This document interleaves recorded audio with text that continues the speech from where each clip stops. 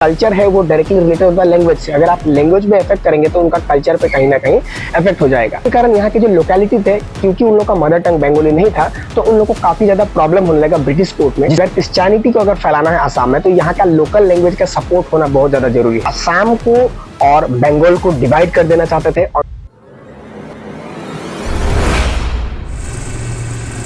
ये video start करने के पहले मैं आप लोग को एक बात क्लियर कर देना चाहता हूँ। मैं जो भी इस वीडियो में बनाने वाला हूँ, मैं अपने तरफ से कुछ नहीं बोलूंगा। ये सारा का सारा वेल डॉक्यूमेंटेड जो मैंने स्टडी किया है वो है। तो आप लोगों से रिक्वेस्ट करता हूँ, अगर आप लोगों को अपने धर्म के अगेंस्ट में या फिर अपने कास्ट के अगेंस्ट में लगता है तो वो सारा का सारा डॉक्यूमेंट पढ़ लीजिए। इसके बाद अपने हिसाब से परसेप्शन बना लीजिए। तो चलिए हम वीडियो की शुरुआत करते हैं। असम अकॉर्ड को समझने के लिए आप लोग को एकदम हिस्ट्री में चलना पड़ेगा। 1228 में जब अहोम ने असम में एंट्री किया था, अहोम ने असम में पटकाई हिल्स के थ्रू जब एंट्री किया तो उन्होंने देखा यहाँ पे एक बहुत बड़ी अपॉर्चुनिटी है, और उन लोगों ने एक्चुअली अपर असम के एरिया को बहुत ज्यादा कैप्चर कर लिया।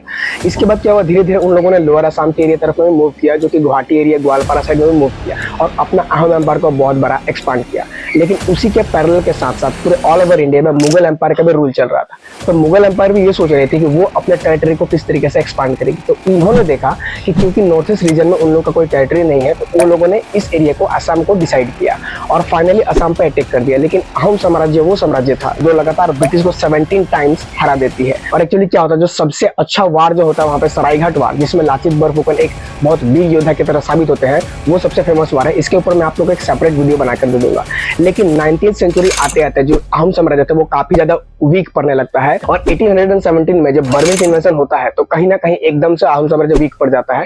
इसका सबसे पहला कारण था कि वो लोग आपस में ही कंफ्लिक्ट होने के कारण उन लोग का ये प्रॉब्लम क्रिएट हो रहा था, आपस में उन लोग का अंडरस्टैंडिंग ठीक नहीं था। इसके बाद जब तीसरा बार बर्मिश इन्वेजन होता है 1821 में, तो उस समय के अहोम के राजा, जिनका नाम होता है पुरवर्धन सिंह, इनको ये बात पता चल चुका होता है कि ये लोग अभी उतने मजबूत नहीं है ताकि बर्मिश को हरा सके।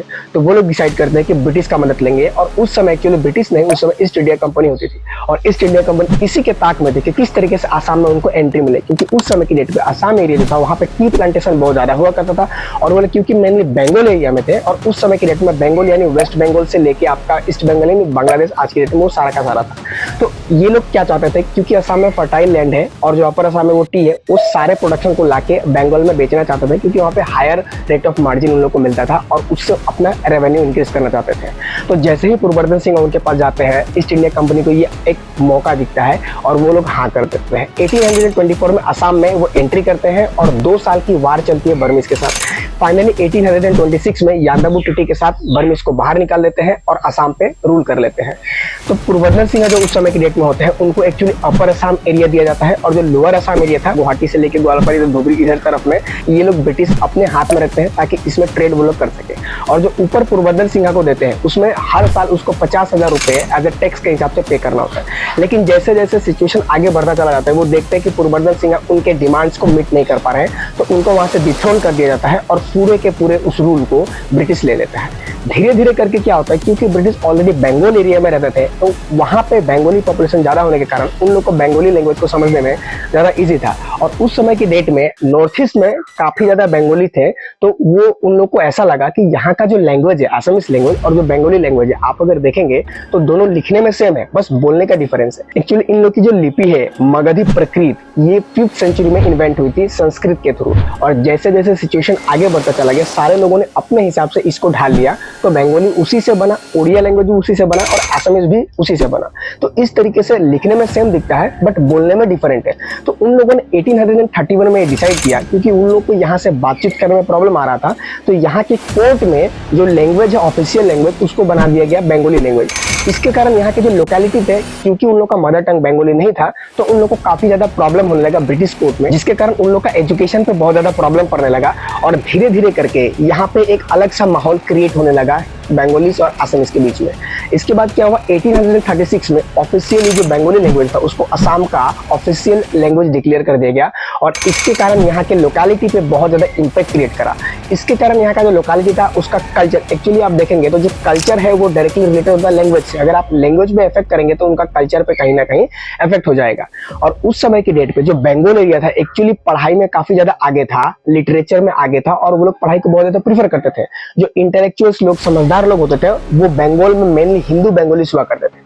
तो ब्रिटिश ने ये देखा क्योंकि यहाँ का जो पॉपुलेशन है वो उस तरीके का पढ़ा लिखा नहीं है और यहाँ का एडमिनिस्ट्रेटिव हैंडल करने के लिए वो लोग लायक नहीं है, तो उन लोगों ने क्या किया, धीरे धीरे बंगाल की तरफ से लोग लाना चालू किए और यहाँ के एडमिनिस्ट्रेटिव काम को उन लोगों ने देना चालू किया बंगालीज को।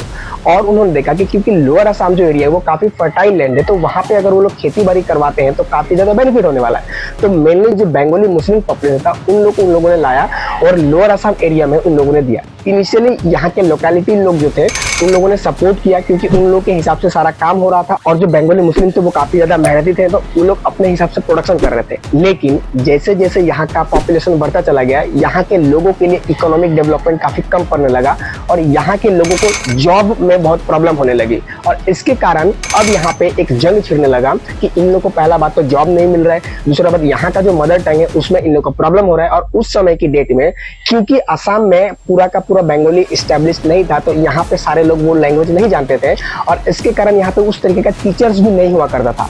इसीलिए स्कूल्स में, कॉलेजेस में जो भी थे वो बाहर से टीचर्स लाने लगे और हर चीज जो एडमिनिस्ट्रेटिव लेवल का काम था वो मैंने बंगाली हिंदूज को देने लगा। और इसीलिए यहाँ के मन में कॉन्फ्लिक्ट चालू होगा कि वो लोग जो आते हैं उन लोगों का एक अपना कल्चर, रिलीजन है और वो लोग अगर कंटिन्यू इस तरीके से आते रहेंगे तो यहाँ का जो कल्चर और रिलीजन है उस पर कहीं ना कहीं डेफिनेटली इम्पैक्ट पड़ने वाला है और धीरे धीरे करके इन लोग का जो कल्चर और रिलीजन है वो खत्म हो जाएगा। तो जिस तरीके से ब्रिटिश ने असम में एंट्री किया था उसके पैरेलली उस समय की डेट में एक मिशनरी ने भी एंट्री किया था जिसका नाम था American Baptist missionary union. Actually इन लोग का मिशन ये रहता है कि क्रिश्चियनिटी को फैलाना और इन लोगों ने ये बात को देखा कि अगर क्रिश्चियनिटी को अगर फैलाना है असम में तो यहाँ का लोकल लैंग्वेज का सपोर्ट होना बहुत ज्यादा जरूरी है।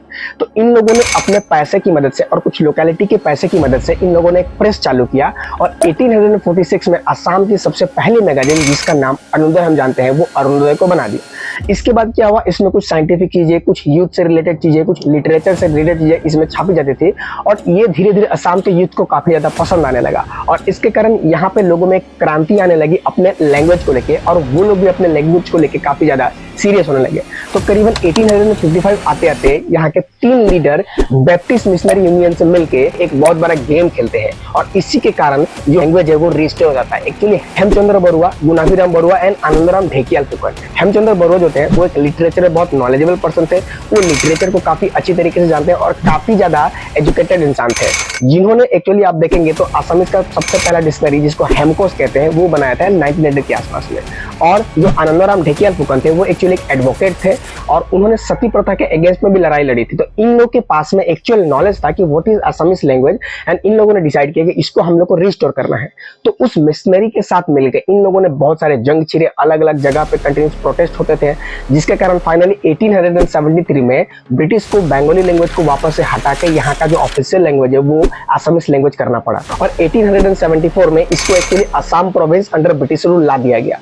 और जब ब्रिटिश यहाँ पे आए थे तो उन्होंने क्या किया था, जैसे नागालैंड हो गया, मेघालय हो गया, ये सारे को एक एक करके असम में जोड़ते चले गए थे। इसके कारण जो असम का एरिया था वो काफी बड़ा हो गया था और काफी ज्यादा पॉपुलेशन हो गया था। इसीलिए उस समय जब ब्रिटिश बाहर से कुछ लोगों को यहाँ लेकर आते थे तो यहाँ के लोगों को इनिशियली कुछ प्रॉब्लम नहीं हो रहा था क्योंकि यहाँ का लोकेलिटी पॉपुलेशन ज्यादा था। इसके बाद क्या हुआ, धीरे धीरे जैसे जैसे सिचुएशन आगे बढ़ा, उस समय की डेट पे 1857 में ऑल ओवर इंडिया में एक बहुत बड़ा वार छिड़ गया था जिसको हम लोग सैपे म्यूटिनी के नाम से जानते हैं। और सैपे म्यूटिनी ये ब्रिटिश के हिस्ट्री में एक बहुत बड़ा प्रॉब्लम साबित हुआ था। इसके कारण वो लोग चाहते थे कि अब यहाँ पे भविष्य में इस तरीके का एडमिनिस्ट्रेटिव कोई प्रॉब्लम ना हो, तो वो कुछ यहाँ के एडमिनिस्ट्रेटिव को, कुछ सिचुएशंस को रिफॉर्म्स करना चाहते थे। इसीलिए वो लोग कुछ सर्टेन एक्ट्स लेकर आना चाहते थे। इसी को नजर में रखते हुए एक हर्बर्ट रिस्ले जो कि ब्रिटिश के एडवाइजर थे मेनली, उन्होंने ये बोला कि united Bengal is a big force, to rule India you have to divide Bengal. यानी उस समय की डेट पे जो बंगाल का पॉपुलेशन था वो काफी ज्यादा यूनाइटेड था, हिंदू मुस्लिम में कोई भेदभाव नहीं था और उस समय की डेट पे जो पैट्रियटिज्म था वो कहीं ना कहीं बंगाल से ही लागू होता था। और इसीलिए उन्होंने सोचा कि बंगाल को अगर हम लोग डिवाइड कर देते तो कहीं ना कहीं पूरे ऑल ओवर इंडिया पे, पूरे नॉर्थ ईस्ट रीजन पे इजीली हम लोग रूल कर सकते हैं। तो उस समय की डेट पे सिर्फ और सिर्फ गवर्नर हुआ करता जो मद्रास को और बॉम्बे को हैंडल करता था। इस स्पेशल काम के लिए उन लोगों ने गवर्नर जनरल ऑफ बंगाल बना दिया और सबसे पहला गवर्नर जनरल जो बंगाल बनाया वो बनाया लॉर्ड कर्जन को और उनके नीचे एक लेफ्टिनेंट गवर्नर बनाया जो उसके सिचुएशन को हैंडल करेगा पूरे के पूरे ऑल ओवर बंगाल में, और उनको बनाया गया एडी फ्रेजर को। तो 1901 में एडी फ्रेजर ने लॉर्ड कर्जन को एक रूल प्रपोज किया जहां पे वो असम को और बंगाल को डिवाइड कर देना चाहते थे on the basis of religion और on the basis of caste, जिसके कारण उन लोग को रूल करने में आसानी हो सके और वो लोग एकदम फ्लुएंटली यहाँ पे रूल कर सके। और यही वो न्यू था जो न्यू दिया गया आज की डेट में असम का एकॉर्ड साइन होने में, और आज तक उसका प्रॉब्लम देखने को मिलता है। तो इसको हम लोग देखेंगे अपने नेक्स्ट वीडियो में।